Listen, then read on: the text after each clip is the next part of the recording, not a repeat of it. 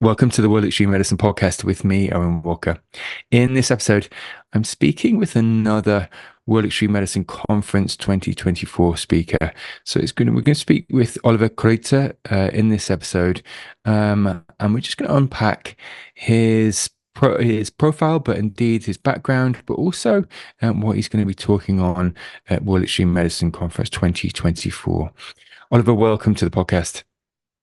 Thank you. Oliver, I just wondered for the listeners, could you maybe just speak to your background and indeed unpack your background? I'm a paramedic for 21 years right now, and search and rescue helicopter paramedic for the last 17 years, and also working as a PJ and with the US military on the reserve side for the last 10 years now. Fantastic, absolutely fantastic. And just what are you going to be speaking on at World Extreme Medicine 2024?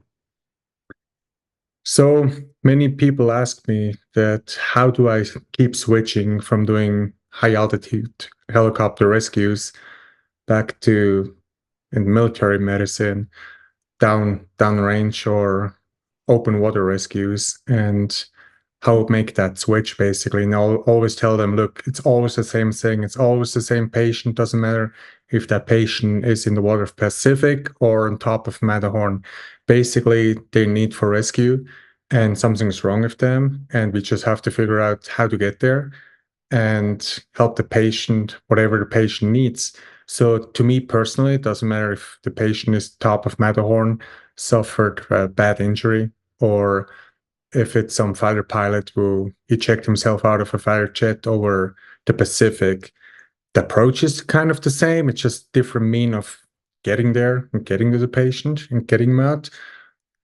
But the medicine is basically the same. You just have to adapt to the environment. So it's actually fairly easy to do the switch. And I'm going to talk about don't get too focused on the environment. Just focus on the task and take it step by step, one by one, and just get to the patient, treat the patient, do whatever is best for the patient, reduce to the max, and get him out, get him to safety. Listen, that's fantastic, Oliver. Could you maybe just, as we start to wrap up, just give some key take-home points or indeed challenges that people can expect to hear about for the talk? I think really the biggest takeaway is take 10 seconds, take a deep breath whenever you have a crazy sounding kind of rescue and say, all right, what's the first step? What's the second step going to be? Have a plan B, have a plan C. So if you know that a patient is stuck on top of a mountain and critical injured, don't get overwhelmed. Do the first step. How is the weather? Can we get there? Can we utilize the helicopter? If not, what's the plan B? Just break down the whole rescue, taking step by step. Also, if you know the patient is in the water and hypothermic and the water is super cold, it's like, okay, don't freak out.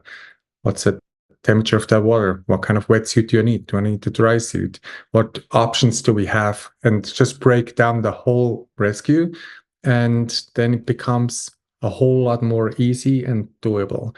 And I just want to let the audience know that, hey, it doesn't matter how crazy that call is, it's actually always going to turn okay, and it's a whole lot easier than you anticipate in that situation.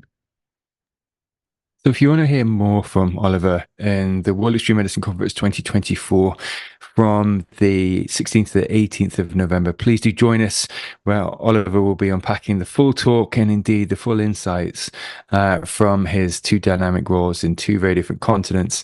It just leaves me to say thank you, Oliver, for your time today. And I can't wait to meet you and indeed hear more from you in November. Thank you.